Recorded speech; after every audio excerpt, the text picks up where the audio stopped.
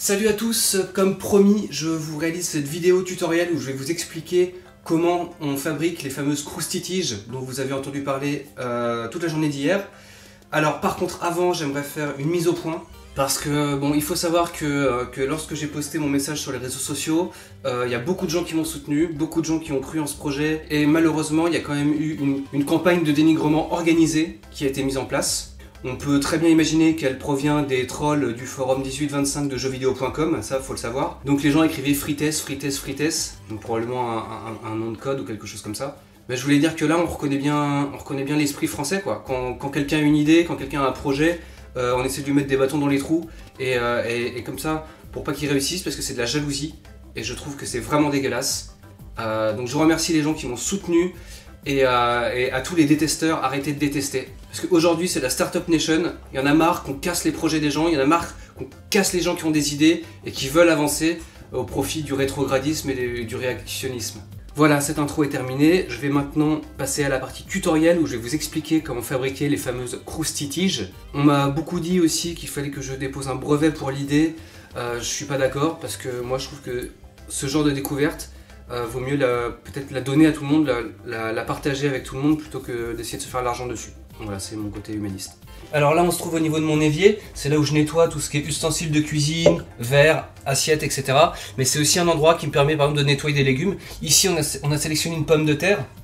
Donc moi je vous explique ma méthode. Donc je mouille la pomme de terre comme ça, voilà, parce qu'elle voilà, elle est un petit peu terreuse, ça faut le savoir. J'utilise ce type de gratounette afin d'enlever les particules de terre qui seraient présentes éventuellement dessus.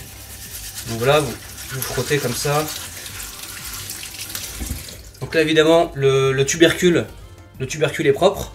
On peut passer à la phase de découpage, mais avant ça on a une étape à remplir.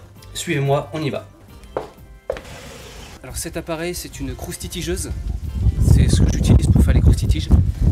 Dedans il y a de l'huile et cette huile on va la faire chauffer. Et en fait ça va être un petit peu le vecteur de cuisson qu'on recherchait. Voilà, on part sur une température de 180 degrés. On lance la machine et on retourne à notre phase de préparation. Là, comme vous pouvez le voir, on a une surface plastifiée qui en fait sert de support de découpe sur laquelle je vais venir placer ma pomme de terre. On commence par couper des lamelles. Moi l'épaisseur, je suis aux alentours de, allez, on va dire 5 ou 7 mm d'épaisseur. Après je pense que la grosseur, ça peut s'adapter un petit peu au goût de chacun quoi. Ensuite ces lamelles, le procédé ça va être d'en faire des tiges, d'où d'ailleurs le nom qui a émergé, à savoir de croustitiges. On fait ça hop sur toutes les parties. Évidemment j'espère qu'avant de vous être lancé dans cette opération vous êtes lavé les mains. L'hygiène ça reste quand même en cuisine, tout comme dans la recherche. En termes de découverte, ça reste quand même quelque chose d'assez important. Alors on m'a fait la remarque aussi quand sur mon invention d'hier, sur les premières croustitiges, donc la version bêta, qu'elles semblaient très foncées. Et effectivement, j'ai été un petit peu emballé par ma découverte. J'avais vraiment l'impression d'être sur quelque chose et j'ai dû les faire cuire un peu trop longtemps. Donc là, je vais réessayer. Cette fois-ci, je vais beaucoup plus surveiller la cuisson.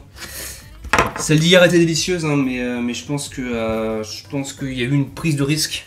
Il y a eu une prise de risque en termes de temps de cuisson et il faut surveiller ça. Donc on se revoit tout de suite. Ok les amis, tous les éléments sont en place. Je viens d'aller voir la croustitigeuse et apparemment le voyant vert est allumé, ce qui veut dire que normalement l'huile est chaude. Voilà, donc il me suffit maintenant d'ouvrir la machine.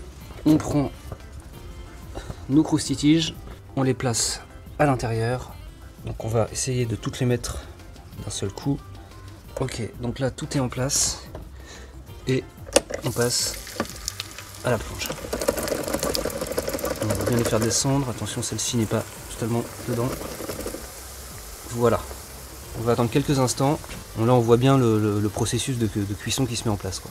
Alors je vous donne aussi une petite astuce, c'est qu'à mi-cuisson, voilà, vous sortez les croustitiges et vous attendez quelques instants que l'eau s'évapore et ce procédé en fait il va permettre une plus grande croustillance du produit.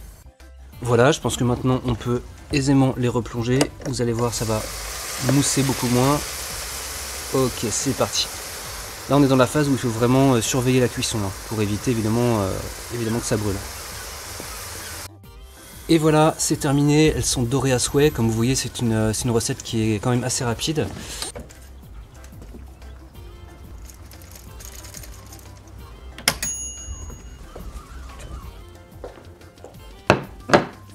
Et voilà, c'est prêt. Si je peux encore vous donner un conseil, donc vous avez vu que j'ai mis un petit sopalin pour absorber l'excès de gras. Je vous conseille d'ajouter un petit peu de sel. Voilà, comme ça. On enlève l'excès. Très bien. Attention de ne pas en perdre hein, quand même. Sinon, autre petite création, j'ai préparé une mayonnaise épicée. J'ai appelé ça la sauce Yakuza. En référence au célèbre ninja chinois. On passe évidemment tout de suite à la dégustation. C'est parti. Donc, vous trempez. C'est merveilleux. C'est vraiment génial. C'est un goût unique. On est sur un ravissement des papilles, une explosion gustative. Je pense que cette idée a quand même un avenir. C'est bon. C'est vraiment très bon. Croustillant à l'extérieur, moelleux dedans, c'est génial. C'est génial. Donc voilà les amis, je vous souhaite une très bonne dégustation. N'hésitez pas à partager ça autour de vous. Cette recette-là, je la garde pas pour moi, hein. Elle est pour nous tous. Et partagez ça sur vos réseaux sociaux favoris. Et régalez-vous bien. Ciao!